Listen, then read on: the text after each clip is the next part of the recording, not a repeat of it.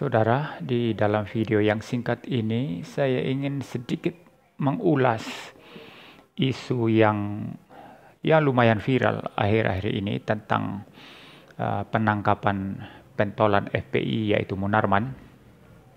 Dan baru-baru ini saya lihat di YouTube isu tentang Munarman ini berada 20 jam ya dengan seorang wanita yang konon katanya bukan istrinya ya. Berada 20 jam di sana. Dan beberapa tahun yang lalu juga pemimpin FPI yaitu Habib Rizik juga itu viral isunya mengenai chat dengan seorang wanita ya, dan chat itu memang ya berbau mesum begitu saudara. Nah, saya tidak mau membahas mereka saudara. Tetapi yang menjadi pertanyaan penting yang mungkin kita bisa renungkan sebagai orang Kristen adalah mengapa orang yang terlihat begitu beragama, dan bahkan tidak segan-segan mengatakan maksiat tutup, kafir tutup begitu ya. Tapi kok kita melihat apa yang ditampilkan ya seperti hidup yang sudah berada di sorga ya, karena melihat segala sesuatu yang mungkin tidak cocok dengan nilai-nilai mereka, mengatakan maksiat tutup dan lain sebagainya. Ya, tapi kemudian menunjukkan hidup yang betul-betul mencengangkan, mengherankan ya. Sebagaimana isu-isu yang saya sudah katakan tadi. Mengapa bisa begitu?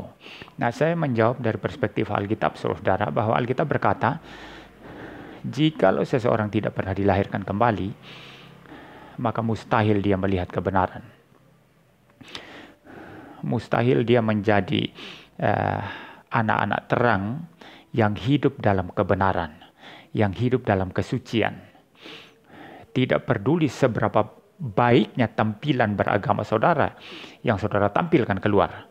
Tetapi kalau Anda belum pernah dilahirkan kembali oleh Roh Kudus, belum pernah disucikan oleh firman Tuhan ya, oleh karena Anda beriman kepada Yesus Kristus sebagai Tuhan dan Juru Selamat, maka tak mungkin Anda boleh menghasilkan buah yang suci, yang benar, yang baik, yang mulia.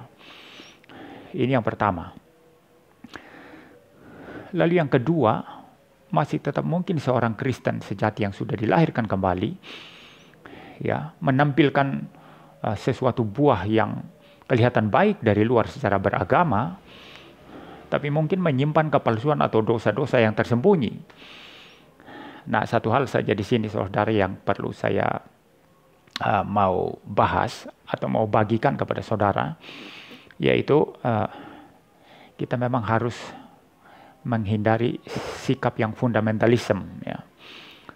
Sikap fundamentalis seperti orang-orang Farisi yang membenarkan diri mereka ya, dan menganggap semua orang lain itu salah ya. Ya, kalau memang sesat kita katakan sesat, tapi kalau tidak sesat jangan menganggap semua sesat saudara. Kita harus mempunyai belas kasihan, mempunyai cinta kasih yang dalam, bahkan kepada teman-teman kita yang jatuh dalam dosa harus menunjukkan belas kasihan, doakan mereka agar bangun kembali. Ya, bukannya secara fundamentalis ya, memotong hubungan ya, menghakimi dan lain sebagainya saudara. Jadi memang kita hanya bisa katakan sesat pada yang sesat. Kita bisa menghardik jikalau kita melihat dosa di hadapan mata kita. Tetapi bagi orang yang sudah bertobat, orang yang kedapatan berbuat dosa dan sudah ampun-ampun, sudah nangis-nangis, kita harus menunjukkan belas kasihan, empati yang dalam sambil berjaga-jaga agar kita sendiri pun jangan jatuh saudara. Semua rentan untuk jatuh ya. Orang Kristen yang sudah dilahirkan kembali masih tetap rentan untuk jatuh. Maka kita harus terus bergumul, terus membaca, merenungkan firman Tuhan, biarkan firman Tuhan hidup dalam kehidupan kita, mendarah daging dalam kehidupan kita, dan membiarkan Roh Kudus bekerja dengan leluasa dalam kehidupan kita. Jangan pernah menjadi orang yang mempunyai sifat keras mempertahankan kebenaran tapi tidak punya cinta kasih, tidak punya empati terhadap orang yang jatuh dalam dosa. tidak mempunyai cinta kasih kepada musuh, ya, itu bisa akan menimbulkan kerusakan dalam diri kita. Dan salah satunya saya kira kejatuhan dalam dosa yang kalau dibongkar, saudara, sangat mencengangkan, ya, di hadapan orang lain. Saya pernah cerita tentang seseorang dari buku Philip Yancey, ya. Saya tidak tahu pronunciation-nya Philip Yancey. Ini Yancey apa Yancey, ya. Ya, saya baca aja Philip Yancey, ya. Tentang seseorang yang namanya Big Harold.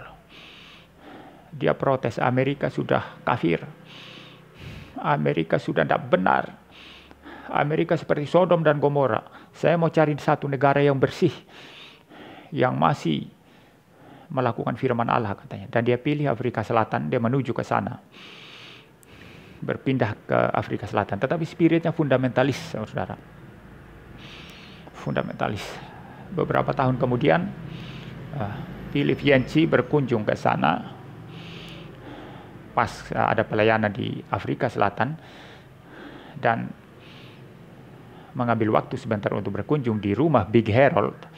Ya, dia sebut Big Harold karena waktu bertemu di Amerika, Philip Yancey masih kecil dan Harold itu sudah besar, ya, maka disebut Big Harold.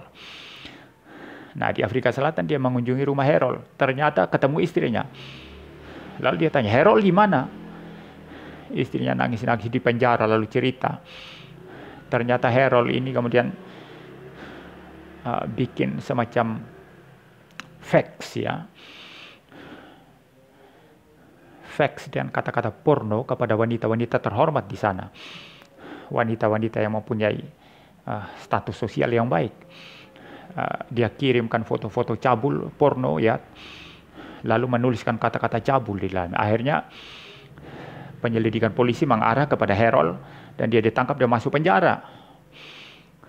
Saya kira ini contoh yang baik bagi kita untuk belajar. Jangan pernah menjadi fundamentalis.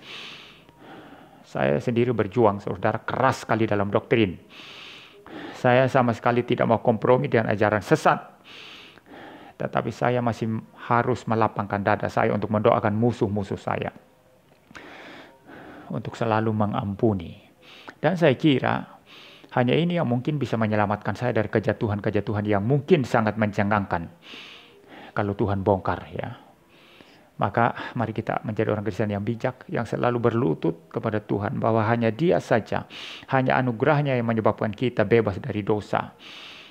Mencintai firman Tuhan, baca Alkitab, taat melakukan firman Tuhan, membiarkan Roh Kudus menguasai hidup kita, sehingga kita menjadi orang Kristen yang selalu berhati-hati dan selalu berdiri, selalu siap memberitakan Injil.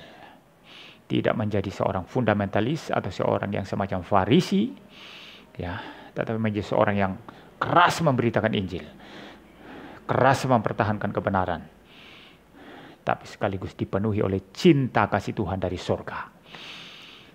Demikian video saya yang singkat. Tuhan memberkati kita sekalian.